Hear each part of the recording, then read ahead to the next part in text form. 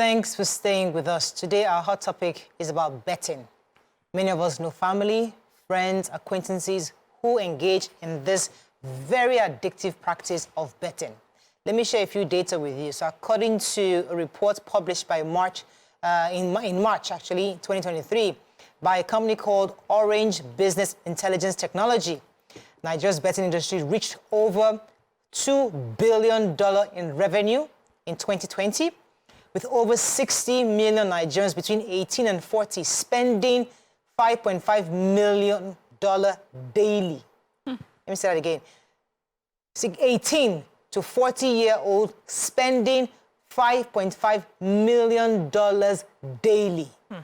A national sports industry policy from the same year estimated that the industry could generate up to $4.7 billion in annual revenue, create 10 million jobs, and generate between 1.5 to 3% of GDP over 10 years. Okay. Now, the question, therefore, is, with this prospect in this industry, is it a morally upright thing for us to support? Many of us have families who are completely addicted to this act. In some countries, it's against the law to bet. In many religions, it's against religion to engage in betting. However, many people do bet on a daily basis, and we're seeing the numbers coming from Nigerian in the industry in Nigeria, about $5 billion annually. What are your views on betting? What can we do? What do you think we should, as a people, as a government, as communities, as churches, as mosques, how do we discuss and talk around betting? Join the conversation 081-270-53687, 091-390-76948. You can also tweet to us at TVC Connect. Please hashtag YourViewTVC so we can read your tweets. If you also have family members, loved ones who are also into betting, call in and let us know why they bet, your own thoughts on this, and we'd like to hear your views. Nima, let me start with you. What are your own general thoughts on betting? So, of course, morally, I'm against betting, but I've found out it's a very popular ill.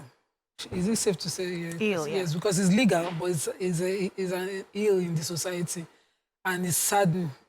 I used to think that it was for, something that further impoverished the poor, because it was largely the poor. If you look at it now, 65 million people you check, it's mostly those who cannot even afford, who should not even be doing it, who should be looking for more sustainable means of income, who bet. But I found out recently that even the very well employed consider betting or hitting a jackpot a big deal. They've simplified betting to, you can do it on your phone now. You don't have to queue up at a kiosk and do it. You can do it from the comfort of your bedroom. So people just continue the habits, and it's such a downward slide kind of habit. I don't see the growth.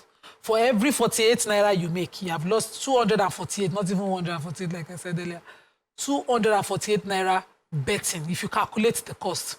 So we're sitting together recently, a young boy who's usually doing this betting. I was just playing and probing him that, you won, say, auntie, hey, I bet something, the number I got for 40,000, and that's 40,000.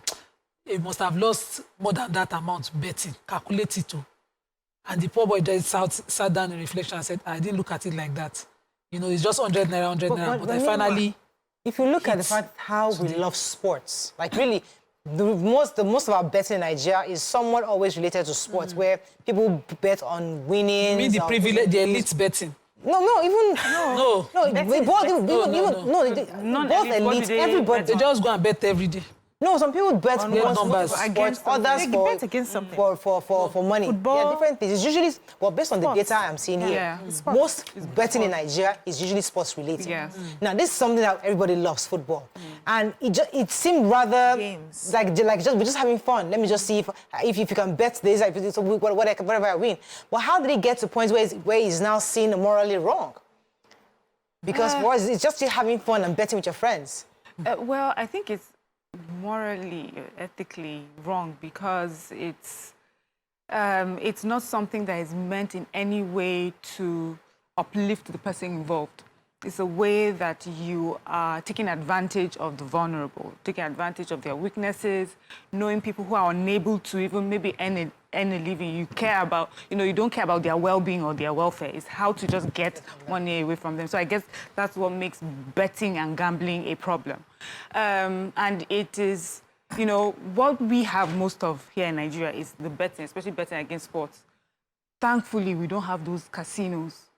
Imagine what Nigerians would have been doing, where it's widespread across America. People would sell off everything just to go there. And I was reading, I wanted to, I checked Google for like the psychology behind why people would keep betting, even though they keep losing. They said that there's something called the gambler's fallacy. That is a mistaken belief that if an event occurs repeatedly, a different outcome will occur, but it's never the case. Usually, 9 out of 10 times you get the same outcome. And so it's really about mindset. Many people, especially for those who are like maybe in the low income brackets, everybody's just looking for something, somewhere, luck, and you hear the stories of someone who never had any money before, who was just living a really poor life. All of a sudden, the person put in his very last 1 naira.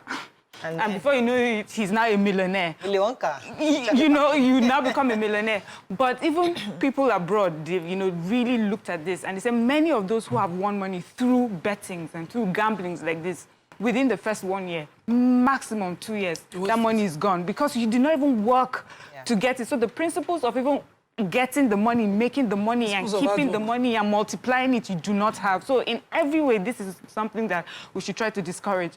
But like many things in societies, smoking, drinking, there are things that we do that are not morally or ethically right.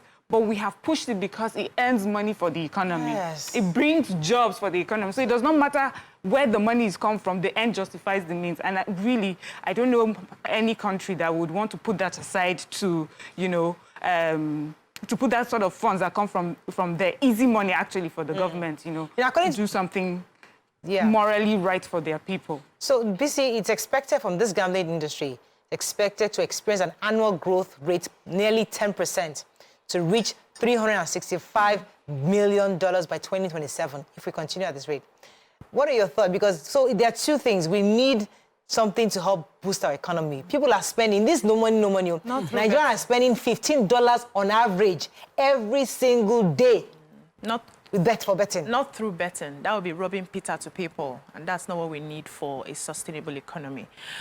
This betting, so betting, gambling, lotto, they're all, I want to put them in the same category. I know that it's been happening for as long as we can remember, even back in the olden days where they will have these local fights, those wrestling that we do in the villages, and then people, you bet against each other. That boy will beat that one, and people drop money. So it's been something that as long as sports and entertainment has been on, betting is like the evil that just accompanies it, because people must always, the way they compare celebrities, some people can decide to bet. These people are doing something. I bet this person will win. Even BBN. When they are doing BBN, people bet against each other that this girl will win or that one will win and all of that. And it hasn't worked for us, because what happens when you win the first time? One of the reasons why we must not even engage in things like this. It gives you that endorphin, that dopamine, that excitement. You have won something, and they call it beginner's luck, because you keep waiting to have that high again. You keep waiting to have that feel again, and you start borrowing money, you start getting things. I've seen people who have sold their properties just to be able to win again, and they keep putting that money. At the end of the day, they don't get that win. But because they have tasted the win maybe 1 or 2 times, it keeps drawing them in. It becomes addictive. It becomes like a drug. You have to do whatever it takes to just get that win. And I like the points that Miriam raised as well, that people who have won something are not able to sustain it. And one of the reasons this is not sustainable is because your frequency is not at the level of the amount of money you have won. You cannot hold it. There's something about hard work and process and success. Because you are working, you're believing, you're thinking about it, you're hoping for it, you are seeing you are taking it one day at a time. You get yourself, your mentality, your frequency, your energy ready for that thing that you're getting. And when you get it, you are able to sustain it because you have raised your frequency to that level. What happens with betting is because you have a very low frequency of ego adero. Let me not call it poverty, ego adero, right? And you go and win 50 million. Your frequency cannot hold that money. Before you realize what's happening, you've spent it on nonsense and you go back. I've never seen anybody who betted once, twice, 3 times and set up a business with that fund. So we need to look at what happens with their lives. So, but why are we worried after the about betting? those who are betting and not focusing more on the benefit to our economy? So imagine $5 billion and government is able to tax that. Do you know how much money it comes into? So these are adults, not children betting. Look at me, we have all these horse racing bettings abroad. We have all these, I mean, it's a legal job to do. It's just that it has to be properly regulated. So we're going to go on a break. When we come back, let's see, I mean, are we going to focus, because of the immoral part of it, like cigarette The industry. negative effects. So the cigarette industry is huge. Yes. Yes, cigarettes are bad for your health. It's morally wrong. But guess what? The revenue the tobacco industry is bringing to any big economy. nations. The data is there. Let's go on a break. When we come back, we continue this conversation. Stay with us. We'll be right back.